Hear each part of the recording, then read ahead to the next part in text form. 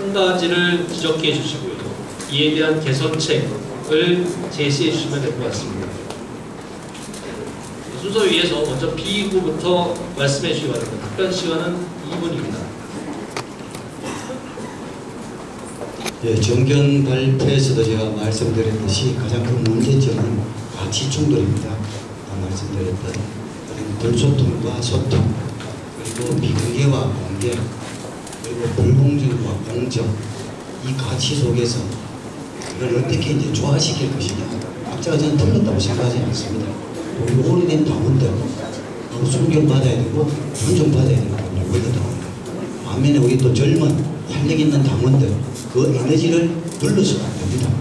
그런데 이제 제가 지켜보면은 우리 뭐 혁신당원협의회나 또 더불어민주당이나 또 자발적으로 각 지역위원회에서 열심히 활동하는 당원들에 대해서 그 에너지를 조금 부정하는 그런 경향들도 없지 않아 있는 것 같습니다. 그런데 저는 이거를 긍정적으로 활용해야 됩니다. 이 역동성, 자발성이 곧 역동성으로 전환되지는 않습니다. 자발성이 역동성으로 변하기 위해서는 목표와 방향 그리고 토론과 합의가 전제되어야 되는데 이런 부분이 대구시당에서 잘 안 되다 보니까 그대로 충돌 상태로 존재하는 게 지금의 현실입니다. 이 역동성을 살려야만이 그리고 이 역동성을 더욱 각 지역위원회마다 대구시 전체적으로 벌벌 살아 끓게 만들어줘야 우리가 총선에서 이깁니다. 그렇지 않습니까? 총선에서 이기기 위해서는 에너지가 결국 에너지의 충돌입니다. 저쪽과 우리의 에너지 충돌에서 우리가 이기기 위해서는 이 자발성을 극대화시켜야 됩니다. 그러기 위해서는 다시 한번 말하지만 인내심을 가진 토론이 전제돼야 됩니다. 그렇게 하면 우리는 할 수 있습니다. 박영경에게 맡겨주십시오. 잘 조화시키겠습니다.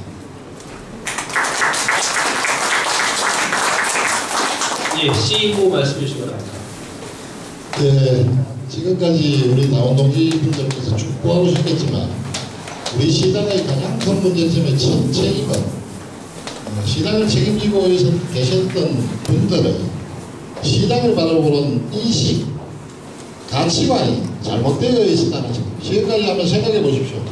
시당위원장 경선에서 시당위원장 되면 앞에 띠띠도 싹 바꾸고 그래서 전면부까지 싹 들어갑니다. 그래서 자기들끼리 막 합니다. 하나 또 뭐 하면 그런 시당의 존재라는 것이 개인의 입신의 방편, 우선 그런 당원들을 위한 당원이 주인이고 당원들을 위한 봉사의 자리, 이 당을 어떻게 이끌 건지 그런 소명감이나 그런 것들이 가장 크게 결여되어 있지 않았나라는 반성을 해봅니다. 두 번째로는 그런 당원간들의 소통의 부재라고 생각을 합니다. 제가 어제도 내가 토론에서 말씀을 드렸지만 사실상 대의민주정치라는 것이 이 의사결정을 하는 인자들이 점점 늘어나면서 직접민주주의를 실현할 게 없으니까 대표를 뽑아서 대의로 이렇게 하자라는 겁니다.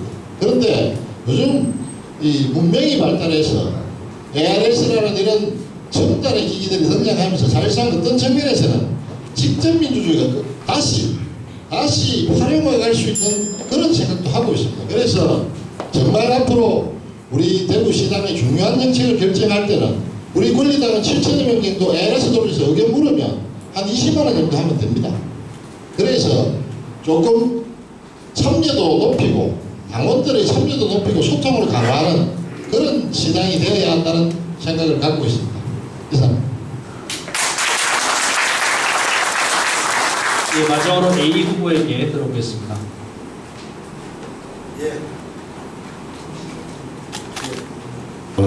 예, 기호 3번 이은태입니다. 제가 2011년도에 이제 민주당이 들어왔습니다. 2012년도에 대구 북구을 지역위원장으로 시작해서 지금 대구 홍일환 의원님한테 양보하고 북구 갑위원장을 하고 있습니다. 한 8년간 우리 민주당을 지켰는데요. 쭉 이렇게 민주당 활동을 하면서 느낀 게 그겁니다. 제가 이번에 시당위원장 출마하게 된 동기도 그렇고 정당은 결국은 일 잘하고 능력 있는 정당이 돼야 됩니다. 그래서 시민들로부터 사랑을 받는 그런 정당이고 그래서 총선에 승리하고 우리가 정권을 획득하는 데 기여합니다. 그래서 제가 볼 때는 그 부분이 제일 아쉽습니다. 일 잘하고 능력 있는 우리 대구시장이 되지 못했다. 그래서 후보 방법은 간단하죠. 시장이 위원장이 무게를 잡고 리드를 해야 되죠. 그래서 지역위원회 활성화시키고 또 지방의원들 일 잘하게 하고 지방의원들이 좋은 생각 가지고 있어도 기고문 쓰고 싶은데 기고문 못 쓸 때 도와주고 보도자료 만들 때 보도자료 도와주고 그것이 우리 민주당 대구시당의 성과물이 나오고 시민들도 인정받고 그래서 이런 어떤 리더가 중요하다 그렇게 생각하고 그래서 저는 그래서 최근에 뭐 아시겠지만 대구에 큰 이슈들이 많지 않습니까? 뭐 진공항 통합, 진공항 이전이라든지 시설 이전 이런 것도 우리 당원들 의견을 모아야 됩니다. 모으고 공론을 만들고 대구 시민들한테 동의를 받고 그래서 추진을 하고 해야 되는데 제대로 된 적이 없어요. 사람마다 다 다르고 정치인마다 다 다르고 그래서 하여튼 저는 꼭 일 잘하고 능력 있는 정당이 우리 안 된 게 가장 문제고 될 자신이 있고 그래서 저를 뽑아주십사 이렇게 부탁을 드리는 겁니다. 네, 이상입니다. 예, 잘 들었습니다. 이제 두 번째 동질문 하겠습니다. 2020년에 제21대 국회의원 선거가 있죠. 그리고 2022년에 제20대 대통령 선거가 있습니다. 다가올 선거에 대비해서 더불어민주당이 취할 노선과 방안을 중앙당 차원과 대구시당 차원에서 제시해 주시기 바랍니다. 노선과 방안을 중앙당 차원에서 그리고 대구시당 차원에서 제시해 주시기 바랍니다. 예, 그러니까 다가올 선거에 대비해서 더불어민주당이 어떻게 해야 될지를 어떤 노선이 있지 않겠습니까? 그 다음에 어떤 방안이 있는지를 중앙당에 요구하는 차원에서 그 다음에 대구시당에서 취할 수 있는 방안에서 말씀을 해주시기 바랍니다. 먼저 시 후보부터 말씀해 주시기 바랍니다. 답변 시간은 2분입니다. 2022년 선거를 승리하기 위해서는 첫 번째, 제가 지난번 김상곤 혁신위원장께 부탁드렸습니다. 20점, 30점 받는 사람이 50점, 60점 받으려고 하면 조금만 노력하면 됩니다. 근데 70점, 80점 받는 사람이 100점 받으려고 하면 90점 받으면 굉장히 힘듭니다. 중앙당에 요구해야 합니다. 대구시당에, 대구 경북에 투자하는 몫을 유권자의 전국 유권자의 10%를 차지하는 대구 경북에 민주당의 중앙당의 역량이 10% 정도 투여될 수 있다면 충분히 뛰어넘을 수 있다는 생각이 저는 그런 확신을 갖고 있습니다. 두 번째, 지방시장은 어떻게 해야 되겠냐. 이번 제가 선거를 치르면서 느꼈지만 대구 시민이 민주당을 바라보는 인식을 전환시키지 않고는 선거를 승리할 수 없습니다. 다 찍어주려고 생각하다가도 민주당은 막판에 가면 꼭 우리 편이 아닌 남의 나라 정당 같은 인식을 기본적으로 대구 시민들께서 가지고 계십니다.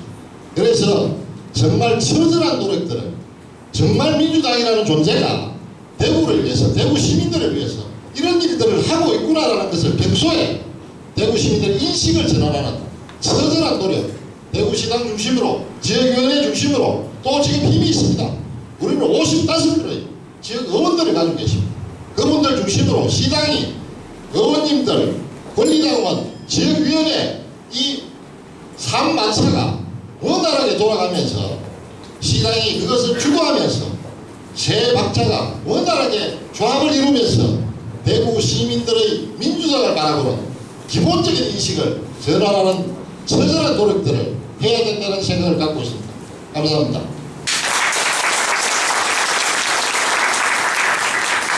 예, A 후보 말씀해 주십시오.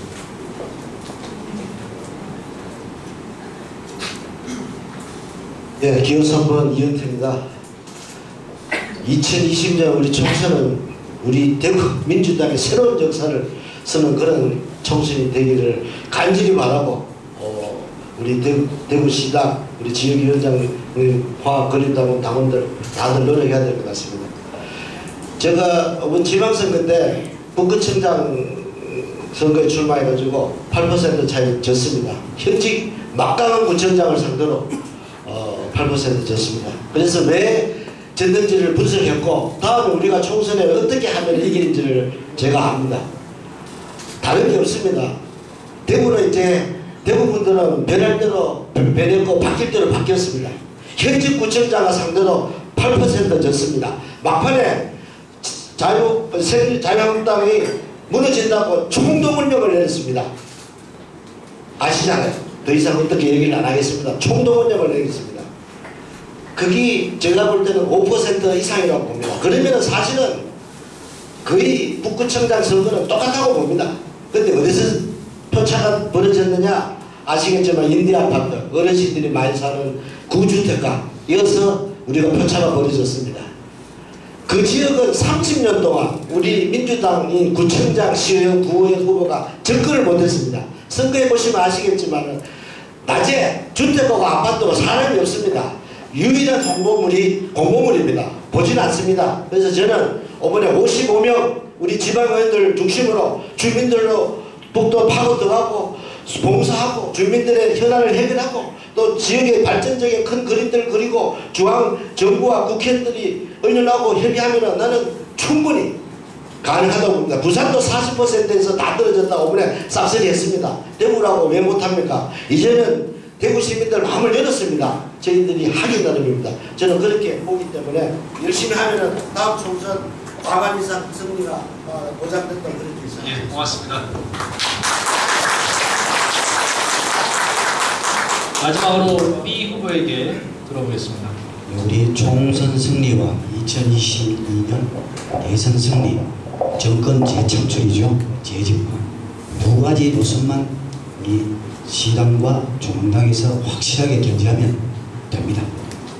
첫째는 친서민 노선이요. 두 번째는 평화 노선입니다. 친서민 노선은 여러분들 구태여 설명을 안 해도 다 아실 겁니다만 제가 지금 중소기업 상무이사하고 지금 대표이사를 했습니다만 우리 중소기업에 주목할 필요가 있습니다. 우리 대다수 노동자들이 중소기업에 근무하고 있습니다. 기업의 전체의 95% 이상이 중소기업입니다. 재벌이냐 자본이냐 노동원과의 전선만 중요한 것이 아닙니다.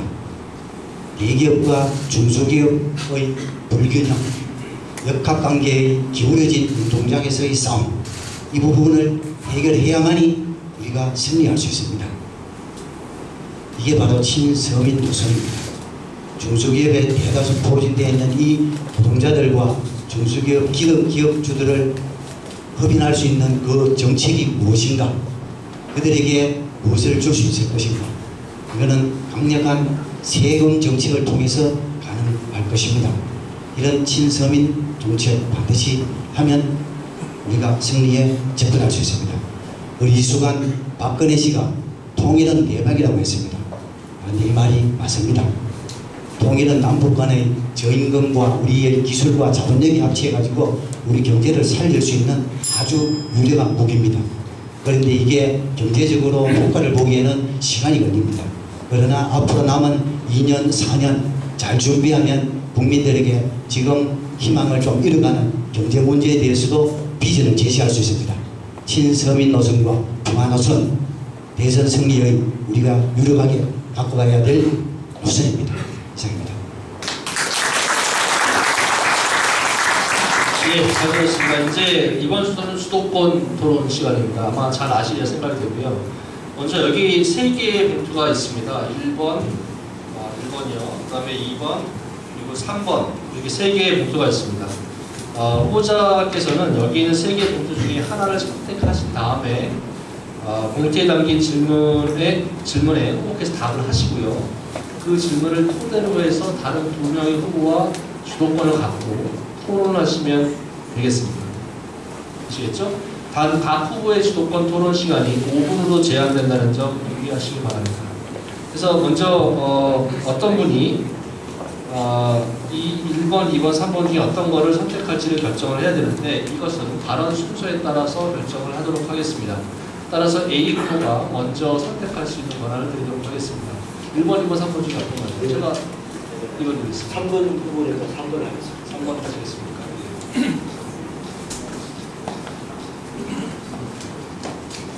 제가 읽어드리겠습니다. 예, 질문은 다음과 같습니다. 한반도 평화와 남북 교류에 대한 기대가 큽니다. 시도 차원에서 남북 교류 사업이 가능한데요.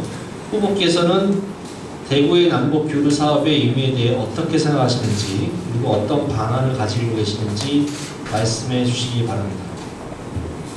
있죠? 예, 먼저 답변을 해주시고 수도권 토론을 진행하시면 될 것 같습니다. 예, 기호 3번 이현태입니다. 지금 우리 경제가 굉장히 어렵습니다. 뭐 아시겠지만 굉장히 세계적인 뭐 경기 문제도 경제 침체도 있지만 구조적인 문제가 지금 맞닥뜨려 있습니다. 그래서 여러 가지 우리 문재인 정부가 경제 회생을 위해서 여러 가지 고륙정책을 다양한 방안들을 내놓고 있으나 참 아직도 그 효과들이 가시적으로 이렇게 바로바로 나오지 않아 어려운데요. 그래서 결국은 돌파구는 남북 문제에 있습니다. 그래서 우리 남북 간에 긴장을 완화하고 좀 안정되고 평안 체제를 구축함으로써 이제 경제 문제가 이제 돌파구를 열어야 되는데, 당연하게 우리 대구 경북도 아시겠지만은 포항하고 또 우리 동해안 일대 철로로 여기 바로 되고 있기 때문에, 그래서 이제 하산까지 가고 그래서 이제 유라시아 대륙까지 가니까 이게 우리 대구 북구가 굉장히 남북 교류가 이렇게 진전되면서 남북 화해 또 남북 경제, 요즘은 북방 경제 이쪽이 가장 큰 수혜자가 안 되겠나 싶은데, 그래서 뭐 당연히 적극 추진돼야 되고 해야 되는데, 저는 이제 2011년에 민주당이 들어오기 전에 정부기관에 한 7년 있었습니다. 복지부산 한국국제보건의료재단인데 북한과 개발도상국 보건의료 지원하는 정부기관입니다.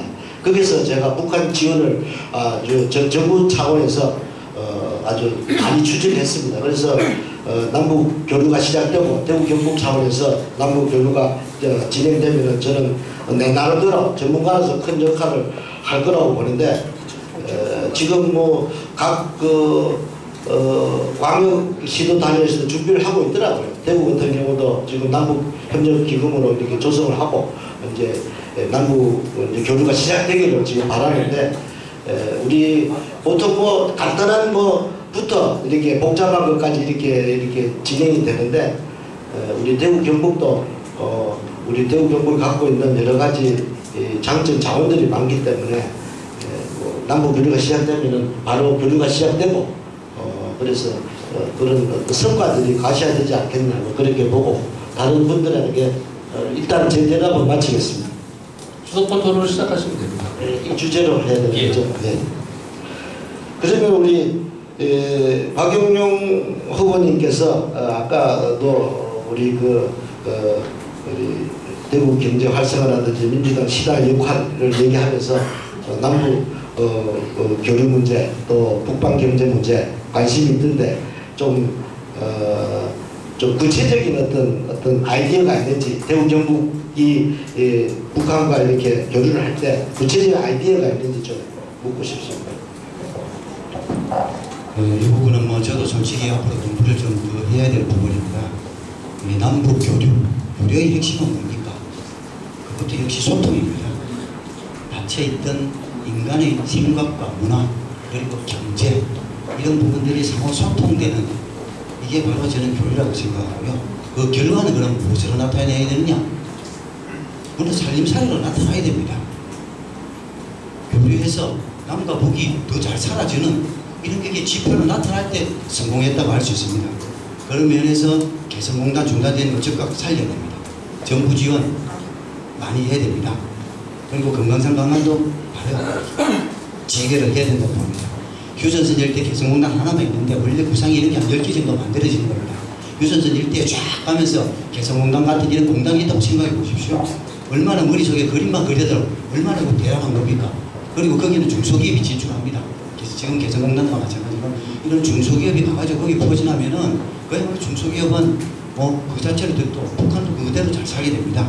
자, 이 대구와 연관시켜 봤을 때 제가 대구 산업에 대해서 자세히는 모릅니다만 선교라든가 이런 우리가 낙후되고 있는 이런 산업이 북한과 연계되면은 아직 살릴 수 있는 부분이 없지 않아 있을 수 있다고 생각합니다. 이런 부분.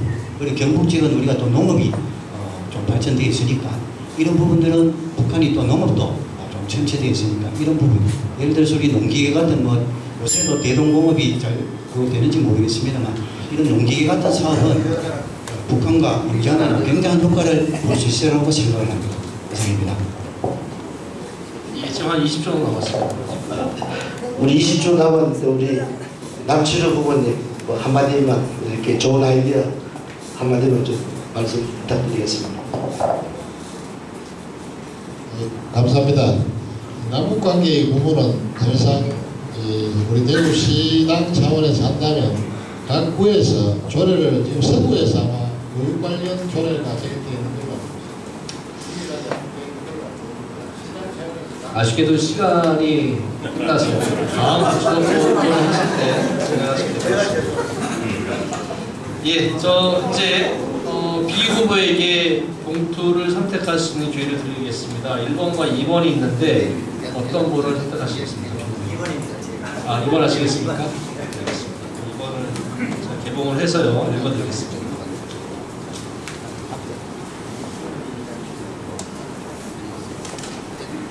질문 내용은 다음과 같습니다. 언제나 문제가 되고 있는 문제죠. 대공황 문제, 대구시당이 어떤 방향으로 풀어가야 될지 후보의 의견을 듣고 싶습니다. 똑같이 답변을 해주시고요. 주도권 토론을 이어가시면 될 것 같습니다. 네, 대공황은 지난번에 어디서 한번 이야기가 나왔던 문제인데 이 님비 현상 때문에 경북 가져가려고 하면 경북이 좋아하겠습니까? 싸움 납니다. 대구 계속 있어야 됩니까? 그것도 또 곤란합니다. 그럼 어떻게 해야 됩니까? 참 어렵습니다. 그래서 저는 지금 이런 생각을 해봤습니다. 결국 이거는 역시 우리 내부로 해결하면 답이 참 안 나옵니다. 그럼 어떻게 하나? 결국 이거는 남북관계와 평화관계 되겠습니다. 평화체제를 구축하면 전체적으로 군비 축소가 진행될 수밖에 없습니다. 그 과정에서 과연 그러면 대구에 이런 군사공항이 있어야 되느냐, 이런 부분에서는 강력한 우리가 물음표를 던질 수 있습니다. 결국 그런 식으로 우리는 또 몰고 가야 됩니다. 연구해야 됩니다. 우리도 국방에 대해서 우리가 보겠다고 할 게 아니라 연구해서 대구에서는 군사공항의 의미와 의의가 없다. 다른 데로 축소해가지고 가자. 아니면 대구에서 그 역할을 계속 줄여나가자. 연도를 잡아가지고 이런 식으로 접근해야 되지. 어디 넘겨가기는 어렵지 않는가 싶습니다. 이 점에 대해서는 혹시 어떻게 생각하시는지. 예, 기호 3번 이현태입니다. 이 공항인증 문제 관련은 어렵습니다. 지난번 우리 문재인 대통령께서 됐는데 공약으로 지역 공동체가 합의를 한다는 전제하에서 이렇게 이전을 이렇게 약속을 드렸는데 우리 존경하는 우리 임대우 시장 후보님께서는 이제 군공항만 옮겨도 된다. 현재 민간공항은 2.7km 두 번 할증을 좀 3.2km로 좀 한 번은 늘리면은 이제 국제 대형 비행기가 뜰 수 있어가지고 1000만 관광객시들 맞을 수 있다. 지금 현재 사실은 계속 뉴스 나오잖아요. 우리 대공항이 지금 400만이 돌파했습니다. 지금 대합실이 바글바글 해가지고 지금 문제다고 계속 보도를 하고 있는데, 그래서 이게 이제 아시잖아요. 밀양 영남 신공항 문제가 박근혜 정부 때 이제 갑자기 이제 김해공항 확장으로 갔다가 거기서 결론이 났는데 이제 부산은 또 가덕도 신공항 만든다 하고 저희들 이제